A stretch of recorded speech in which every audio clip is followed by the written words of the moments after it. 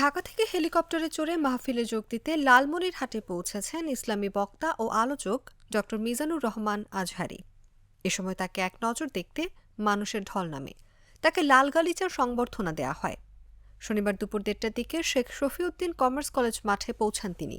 এই মাহফিলে 10 থেকে 12 লাখ মানুষের সমাগম হতে পারে বলে ধারণা করছে আয়োজক কমিটি। মূল প্যান্ডেল ছাড়াও মোট 5টি মাঠ প্রস্তুত রাখা হয়েছে। মাহফিল ঘিরে তৎপর লালমনিরহাটের আইনশৃঙ্খলা রক্ষাকারী বাহিনী।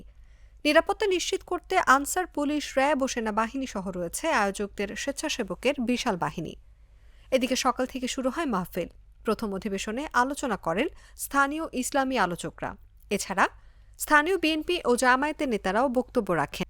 ইসলামিক সোসাইটি লালমনিরহাটের আয়োজনে এই মাহফিলে সভাপতিত্ব করবেন ব্যবসায়ী আব্দুল হাকিম।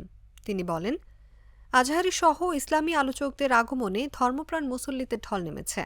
তিনি লালমনিরহাট প্রবেশ করা মাত্র আমাদের পক্ষ থেকে তাকে ফুলেল শুভেচ্ছা প্রদান করা হয়। লালমনিরহাট সদর থানার ভারপ্রাপ্ত কর্মকর্তা বাদল কুমার বলেন, ইসলামী বক্তা আজহারী হেলিকপ্টারে করে লালমনিরহাটে পৌঁছেছেন। নিরাপত্তায় যৌথ বাহিনী কাজ করছে। আশা করছি কোনো প্রকার বিশৃঙ্খলা ছাড়াই এই মাহফিল সম্পূর্ণ হবে।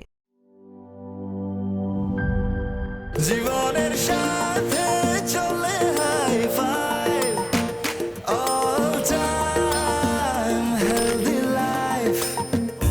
নিশ্চিন্তে খান, স্বাস্থ্যকর অল টাইম পান। All time healthy life.